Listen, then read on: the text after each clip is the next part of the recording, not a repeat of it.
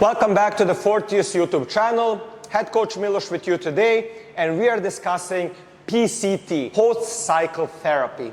Now, PCT is an integral part of the whole cycle when you are using steroids. The role of PCT is to reclaim back your natural hormone production.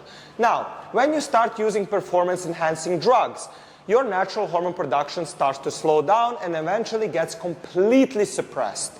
And you would think that when you stop using steroids, when you stop injecting exogenous hormones, that your natural production will somehow magically revive itself and go back to normal. However, that is not the case. And that's why it is important to have a good exit strategy. Now, I would advise you to always take advise and work with a healthcare professional. And this video is purely here to share information, to give you some guidance, so that you don't get tricked into taking steroids lightly, so that your trainer doesn't convince you that it's something that is completely harmless, because it is not. It can completely ruin your health. So let's talk a little bit more into details about PCT. Basically, you start using exogenous hormones, your natural production slows down and gets suppressed.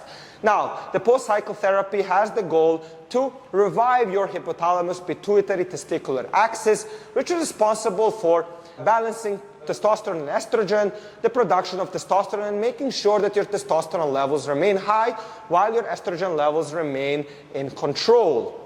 So, in order to do that, we usually prescribe, not me, a doctor prescribes medication, and these medications are usually, the most common ones are SARMs, aromatase inhibitors, and HCG. Basically, the role of these medications is to balance estrogen, prevent the side effects of high estrogen in the body, and to revive your natural testosterone production. So SARM stands for selective estrogen receptor modulators. Basically, the SARMs that are used, they bind onto the estrogen receptors and prevent the negative effects of high estrogen. Negative effects of high estrogen include gynecomastia, man boobs, loss of libido, weight gain, fat gain, mood swings, lack of energy, and so on. Then we have aromatase inhibitors. Aromatase inhibitors, they act on the aromatase enzyme, and they prevent something called aromatization. Aromatization basically is the conversion of testosterone into estrogen. So guys, with aromatase inhibitors, we reduce aromatization, which is very important.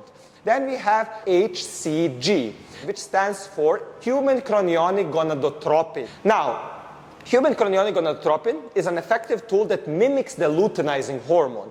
And basically what you should know is that the luteinizing hormone acts on the testes and stimulates the production of testosterone in the testes. And that's why it's important to introduce HCG. However, long-term use and abuse of HCG has a lot of side effects. In today's video, we're not going to cover the side effects, but I urge you to really discuss with a healthcare professional before you decide to peddle with your hormones, guys. So that's related to the medication. Now we're going to talk a little bit about the blood panel. What blood work should be done after a steroid cycle to evaluate your overall health and to create a good post-cycle therapy strategy. Well, I will list them one by one.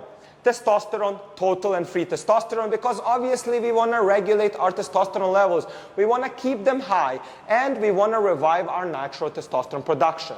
Then we have estrogen. Estrogen you have to measure, because high estrogen causes a lot of side effects. You should also understand that abusing the medications which block estrogen production in long term can cause a lot of side effects, because you don't want your estrogen to be too low. It has to be a balance between testosterone and estrogen. And as testosterone goes high up, it is normal that estrogen follows slightly. So the estrogen level should not be pushed down into the ground. Now, after the estrogen, also what is important to check is liver enzymes to see how your liver is functioning. You have AST and ALT and bilirubin. Both are important because after a steroid cycle, often the liver gets damaged. We also have kidney function, and we also have CBC, which is complete blood count. Both hemoglobin and hematocrit is important to check, because if you have high amount of red blood cells, this can cause a lot of complications for your health. Now guys, again, I would really advise you to be careful to not start peddling with your hormones until it's absolutely necessary, to always consult with a healthcare professional, make sure you work with someone who has the education, and important also experience, because I find that these two components are crucial. And if you need any help or you have any questions, don't hesitate to leave a comment below.